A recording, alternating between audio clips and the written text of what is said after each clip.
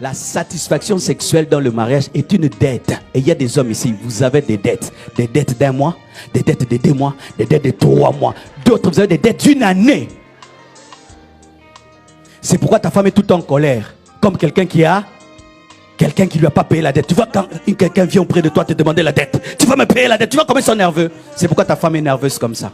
Elle te répond mal, elle parle mal, elle met trop de piment, trop de sel. Toi tu dis c'est quoi? Tu as la dette, papa, tu as la dette.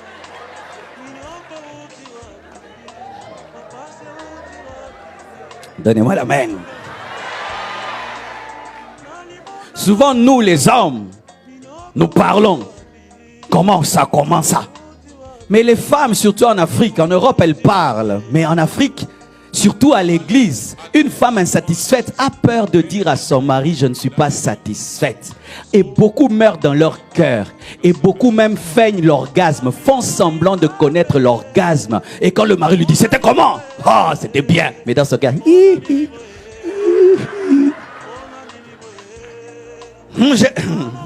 maintenant, pour que tu ne te sentes pas blessé, frustré, elle te ment. Et non, tu es vraiment un mari. Mais un mari qui finit après 2 minutes.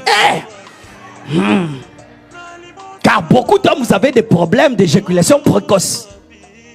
Mais les femmes ne disent pas. Elle peut être mariée, ça fait 3 ans, 4 ans. Elle n'est jamais arrivée, elle ne le dira pas. C'est pourquoi à l'église, les pasteurs, nous parlons trop aux femmes, nous ne parlons pas beaucoup aux hommes de ces choses-là. Alors que c'est l'un des plus grands problèmes dans les couples. C'est ce problème-là. C'est ce problème-là. C'est pas un problème de démons. C'est un problème d'arrivée.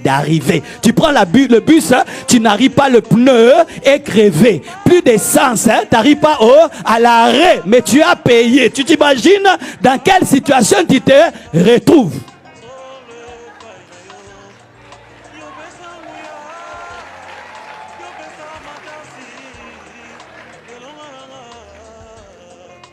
C'est pourquoi un homme doit bien manger. Papa, il faut manger. Et bien manger. Et savoir quoi manger. Et il faut faire du sport. Et si tu as un problème dans ce domaine-là, aie l'humilité de voir un autre homme lui dire tu fais comment. Et voir même des médecins. Et vous les garçons, chaste, converti à l'âge de 10 ans, marié à l'âge de 30 ans,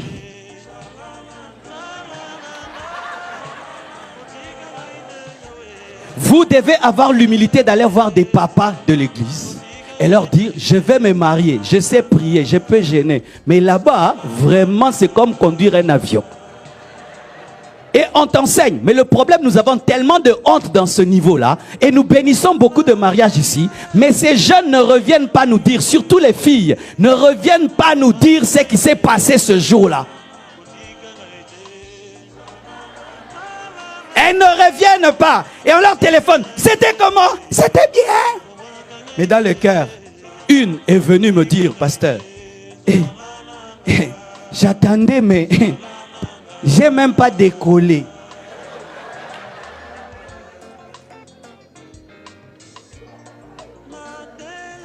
Un homme doit donner ça à la femme. Un homme doit donner ça. Si tu ne donnes pas ça, tu as une dette. Plus qu'une dette d'1 million de dollars. C'est pourquoi ta femme est en colère, elle te répond mal, et tout. Mais comme c'est une Africaine, elle ne peut pas te dire parce qu'elle ne veut pas te blesser. Elle te répond, et toi tu commences, j'ai maintenant ma femme, les démons attaquent ma femme. Ma femme vraiment est très attaquée. C'est toi l'attaque, tu l'attaques. Et maintenant quand tu viens vers elle, elle ne veut pas. Oh, ma femme ne veut plus. Mais parce que, même si elle veut, tu ne feras rien.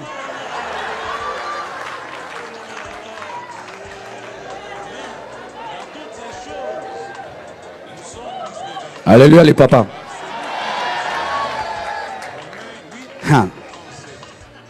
Un homme peut te parler de tout. De son business qui ne marche pas. Il peut te parler de tout. Des affaires qui ne marchent pas. Mais venir te dire qu'il n'arrive pas à être un homme avec sa femme. Ah, les hommes ne le font pas. Et les hommes dans leur orgueil, ils meurent en secret. Et s'il est un homme de prière, il fait des jeûnes de 40 jours. de 20 jours. Il fuit la femme dans la prière. Tu penses que c'est la prière? Non, il fuit ses responsabilités. Il va mourir jusqu'à ce que la femme dirait un jour la vérité. Ça fait 15 ans qu'il n'y a rien eu. Oh, je suis pasteur, ça fait 21 ans. Je sais ce que je dis. Je sais ce que je touche. C'est pourquoi, mon frère, si tu es célibataire, tu sens que tu n'es pas normal, ne te marie pas. Va d'abord être soigné. Parce que l'homme, même s'il n'est pas marié, il sait s'il est vivant ou mort. Comme nous en Christ, il n'y a pas dans les fiançailles, on ne vérifie pas. Les païens vérifient. Amen. Hein? Une fille païenne va vérifier. Mais nos sœurs en Christ ne peuvent pas vérifier. Et beaucoup d'hommes dans l'église, vous savez que vous êtes impuissants, mais vous vous mariez quand même. C'est de la méchanceté. Et vous comptez sur la virginité de la fille. Comme vous ne ferez rien et nous ne faisons rien en Christ, vous cachez ce grand secret et c'est dans le mariage que la femme découvre. Et vous dites, mais toi tu étais comme ça. Mais tu m'avais jamais demandé. Ça, il fallait que je te demande.